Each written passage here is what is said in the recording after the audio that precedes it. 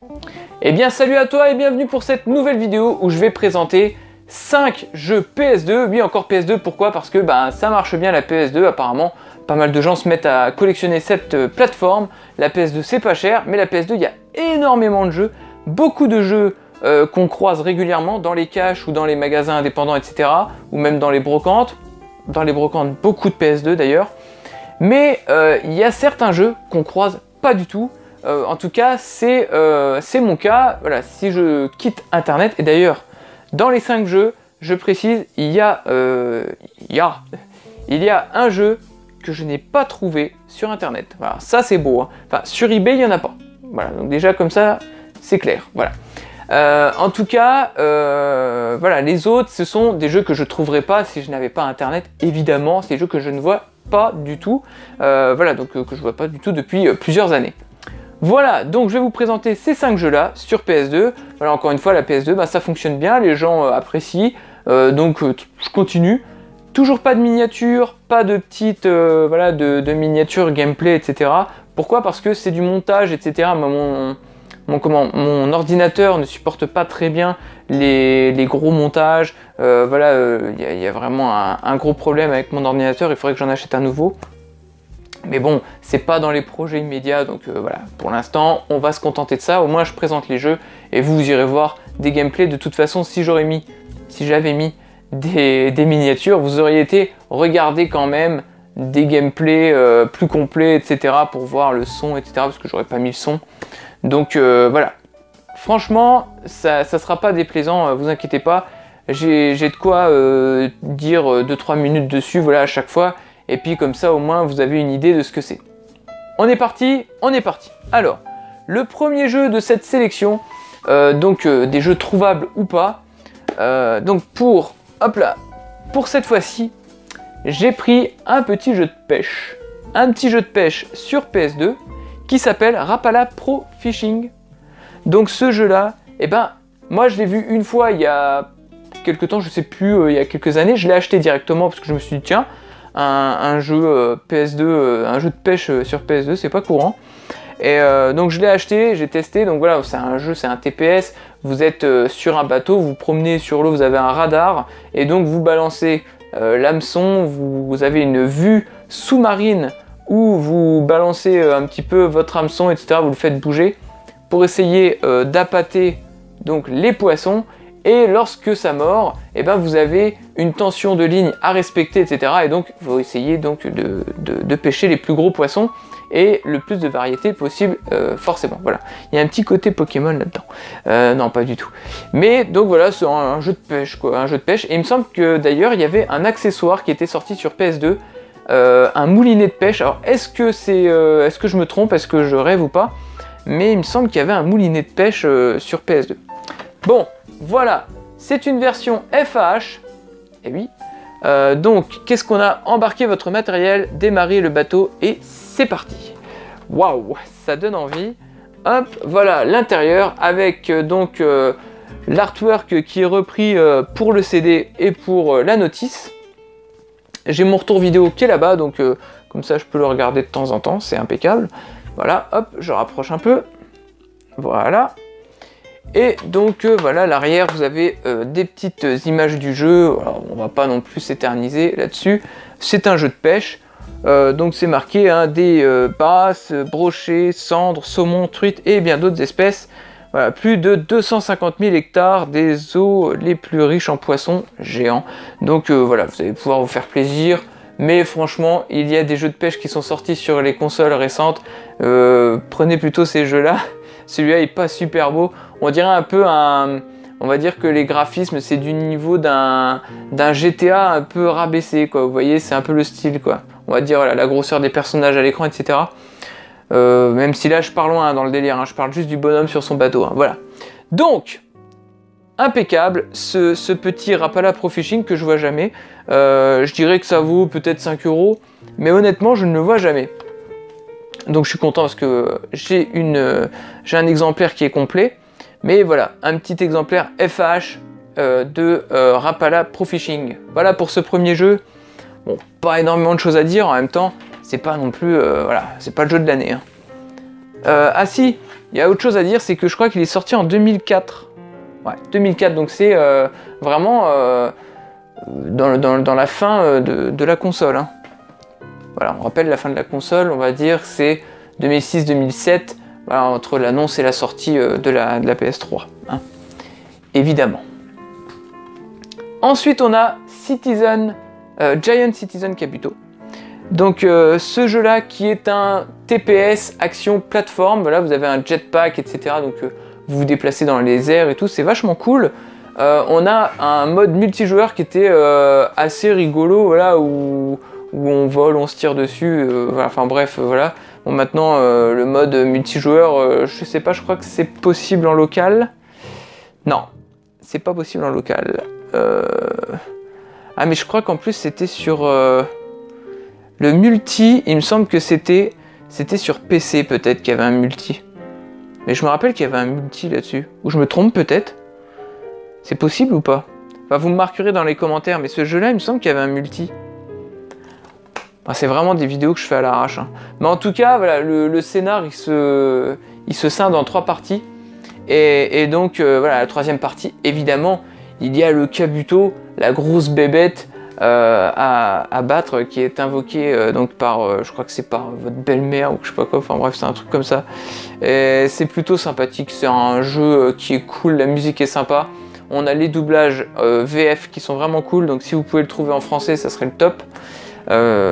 Après, quoi d'autre ouais, bon, il y a certaines voix par contre qui sont un peu à chier. Je me rappelle qu'il y avait un petit personnage qui a une voix un peu à la Son Goku, mais un petit peu raté. Vraiment, ouais, salut, enfin vraiment un truc vraiment un peu chiant, quoi, un peu chiant. Mais Giant Citizen Kabuto, à part ça, c'est vraiment un jeu sympathique. Donc là, oui, j'ai un petit peu de colle parce qu'il y avait un scotch dessus. Je crois que c'était parce que c'était en brocante, donc il y avait un prix avec un petit bout de scotch dessus, mais c'est pas un problème. Ça, je mettrai un petit coup d'essence F. Hop, regardez ça. L'intérieur avec donc ici l'artwork de la première de couverture, et ici on a un autre artwork qui présente un autre Kabuto, et puis comment le CD qui est un petit peu style lenticulaire, un peu comme ça, hein. Hop, et voilà, donc derrière évidemment, voilà, avec les textes en français, voilà, une version française intégrale comme ils disent, effectivement, puisqu'on a les textes et les voix qui sont en français, donc voilà. Déjà récompensé meilleur jeu de l'année, waouh. Donc effectivement c'est un jeu complètement 3D, mais de toute façon si je vous dis qu'il y a un jetpack et puis que c'est du TPS, normalement on est en 3D, c'est mieux, hein, on va dire. Alors ensuite, hop, qu'est-ce qu'on a? Alors ce jeu là, oh, j'ai oublié de dire l'année de sortie, je crois qu'on est en 2005. Ah non, 2000. Alors, oui, mais par contre, voilà, ce jeu-là, je crois qu'il était sorti sur PC en premier, et c'est peut-être ça que j'ai joué sur PC. Je crois qu'il y a eu un décalage. Du coup, marquez-moi dans les commentaires, il me semble qu'il y a eu un décalage entre la sortie PC et la sortie PlayStation de ce jeu-là. À voir. Mais en tout cas, effectivement, là, c'est marqué 2001 pour la sortie, alors peut-être que c'était 2001. Autant pour moi, si je me suis trompé. Ensuite, on passe à un jeu complètement différent, encore une fois, là c'est vraiment, on change complètement de gameplay à chaque fois. On a Romance of the Three Kingdoms 8, qui est un jeu de grande stratégie, vraiment pas un jeu pour moi, parce que à part les Command & Conquer, bah, les jeux de stratégie c'est pas vraiment pour moi. Allez, Populous, c'est vrai que ça m'avait bien fait triper, mais c'est tout. Et donc ce petit jeu là, qui est sympathique comme tout, pour les gens qui aiment le style, puisque voilà, il y a plein de combinaisons, il y a plein de trucs, enfin c'est assez carré, et c'est assez original aussi comme type de jeu. Voilà, hop là, je crois que c'est tiré d'un film hein, d'ailleurs, ce petit Romance of the Three Kingdoms. Donc pas grand chose à dire dessus, étant donné que je n'y ai pas joué, et que je sais pas si j'y jouerai un de ces 4. Qu'est-ce qu'on a? Ouais, donc on peut être à 2 joueurs. Et qu'est-ce qu'on a? 600 commandants et 100 officiers supplémentaires à créer. Waouh! Sélectionner des dirigeants, des seigneurs de guerre, des vice-rois, des officiers libres, des bandes, contrôler jusqu'à 8 personnages à la fois. Bref, des alliés, rivaux, etc. 15 nouvelles aptitudes tactiques, blablabla, blablabla. 54 scénarios, dont un fictif qui englobe tous les officiers du jeu. Bon. 81 classes d'objets, près de 100 types d'événements et plus de 40 fins différentes. Donc là, on est sur un jeu qui est assez complet. Honnêtement, moi c'est pas mon style de jeu, mais déjà la jaquette, moi je l'avais acheté à la jaquette. Hein. La jaquette est sympa, ça fait un peu hook. Hein. On a un peu comme Dustin Hoffman ici là, et puis on a aussi au casting, on a Johnny Depp qui débarque. Non, n'importe quoi. Mais voilà, je l'avais vraiment acheté à la jaquette, et du coup ce jeu-là, bah, je me rends compte que je l'ai vu qu'une seule fois, et celui-là je le vois plus du tout. Voilà, Romance of the Three Kingdoms. Mais voilà. C'est jeu de grande stratégie, c'est pas pour moi. Mais je vous le présente, au moins comme ça vous aurez vu à quoi ça ressemble. Voilà, je vous remonte encore l'intérieur, et puis la quatrième de couve, et voilà. Et ce jeu-là, il est sorti en 2004. Voilà, 2004. Donc si vous y avez joué, si vous aimez, ben, tant mieux, c'est bien, parce que c'est un jeu, franchement, que moi je ne vois pas. Si vous l'avez, c'est bien, c'est peut-être une rareté qui sera en moins à chercher pour vous. Mais sinon, ben voilà, ça sera sûrement eBay, parce que moi je le vois vraiment jamais, quoi. Tac! Allez, on continue, ça va assez vite pour ces 5 jeux. Mais là, c'est vrai que bon, c'est des jeux que j'ai fait il y a longtemps, et puis pour le coup, celui-là, je n'y ai même pas joué. Mais par contre, là, on va arriver à un petit jeu sympathique. Un jeu sympa que j'ai acheté très récemment, puisque j'ai acheté il y a quelques jours. Et donc voilà, je le mets directement dans ces 5 jeux qui sont trouvables ou pas, on ne sait pas. En tout cas, celui-là, moi, je ne l'ai pas trouvé et j'ai dû l'acheter en brocante. Je l'ai eu à un prix défiant toute concurrence, puisque je l'ai acheté 6 € à un revendeur. Ouais. 6 €, revendeur. C'est vrai que c'est des prix qui vont... Enfin, le prix ne va pas avec la fonction. Mais voilà, c'était un revendeur à Mésancy, à la brocante de Mésancy en Belgique. Je lui ai acheté pas mal de jeux, surtout des jeux, on va dire, qui sont peu communs. Et donc celui-là, j'ai acheté 6 €. Je pense que le mec s'était trompé sur plusieurs jeux. Il avait mis des prix vraiment sur Xbox et PS2, c'était très bas. Mais par contre, sur Xbox 360, PS3, tout ça, pouf, les prix étaient fin fou. Mais voilà, on revient à nos moutons. PS2, trouvable ou pas, ce solde vide. Ah ah! Et ben moi je dirais, c'est pas vraiment trouvable. À part sur eBay, franchement, solde vide, mais c'était la première fois que je le voyais en physique. Hein. Même dans les boutiques indés, je l'ai jamais vu. Donc voilà un petit solde vide 505 Game Street, évidemment. Et donc ce petit jeu qui est un shoot'em up en scrolling horizontal, il est un peu difficile puisque les ennemis n'éclatent pas comme ça en one shot. C'est vraiment, il faut passer un petit peu de temps dessus. Vous avez aussi une arme pour aller slasher les ennemis. Il est plutôt sympa. Les graphismes, les sprites sont assez gros à l'écran. Voilà, donc c'est très simple, hein. On reprend l'artwork à chaque fois. Hein. Regardez, voilà, il n'y a vraiment pas d'effort. Mais moi, je l'ai en super état, ça fait plaisir. Et donc voilà, hop, donc moi je l'ai en version française. Ça fait plaisir aussi. Et ce petit jeu-là, eh ben, très sympa, que je vois jamais. Alors, des dragons et de maléfiques sorcières menacent notre monde. Pourrez-vous vous opposer à eux? Choisissez un des personnages et vivez l'aventure de plusieurs façons. Attaque en mêlée originale, doublée de sorts dévastateurs, déchaînez la puissance des éléments sur les monstrueux ennemis qui vous bloquent le passage. Et voilà, c'est ça ce que je veux dire, c'est qu'il y a des attaques de mêlée, c'est assez peu commun pour un shoot'em up, mais il y a des attaques de mêlée, voilà, ça fait plaisir. Et donc ce solde vide, alors celui-là par contre, j'ai regardé un peu sur eBay, il coûte assez cher. C'est un coup de bol, je l'ai eu 6 €. Je pense qu'il est trouvable dans les 35-40 €, je pense. Mais à mon avis, pas en dessous. Enfin, pas en dessous, sauf si vous attendez et puis vous avez un coup de bol. Mais je veux dire, voilà, je suis très content de l'avoir trouvé. Ça fait longtemps que je le cherche. Je pense que ça fait 2-3 ans peut-être. Mais bon, voilà, je le cherchais sans le chercher, quoi. J'allais pas mettre 40 balles pour l'acheter. Et bah je suis tombé dessus à 6 €. Voilà, ça fait très plaisir. Voilà, un petit retour de brocante avec ce solde vide. Et donc voilà, je l'ai testé direct, hein, voilà, c'est pour ça que je peux vous en parler vite fait, c'est assez compliqué à jouer. Mais donc voilà, ce Soul Divide qui est pas trouvable pour moi, voilà, je le classe dans les pas trouvables. Voilà, les musiques, c'est quoi? C'est des musiques symphoniques, hein, il me semble. Ouais, c'était musique symphonique, assez sympa d'ailleurs. L'ambiance est cool, voilà, les personnages sont assez gros à l'écran. Non, c'est un jeu vraiment sympathique, quoi, mais assez dur. Voilà, et on arrive maintenant au dernier jeu. Alors pour ce dernier jeu, il s'agit d'un jeu vraiment de la fin de vie de la console. C'est un jeu auquel je ne vais pas jouer, je l'ai acheté en brocante à un prix incroyable, voilà. Et donc c'est un jeu que je n'ai pas trouvé sur eBay. Voilà, c'est un truc de fou. Je l'ai même pas trouvé sur eBay ce machin là, et pourtant vous allez voir c'est un truc qui est ultra connu, vous le connaissez tous le jeu, mais voilà. Donc je l'ai pas dans un état qui est formidable au niveau de la jaquette, mais l'intérieur il est comme neuf, ça fait plaisir. Et qu'est-ce que ça peut être? Un jeu qui est, bah du coup, j'ose le mot, un jeu qui est rare, en tout cas en ce moment, là où je vous parle, en juillet 2019, il est rare, je l'ai pas trouvé sur eBay, en version française intégrale comme le mien, je l'ai trouvé mais en version anglaise. Bon allez, j'arrête le suspense, c'est le FIFA 14. Quand j'ai vu ça, FIFA 14 dans une caisse avec plein d'autres jeux PS2, bah, je l'ai pris. Et il y avait d'ailleurs un revendeur qui était avec moi sur le stand, il a pris Crash Twinsanity.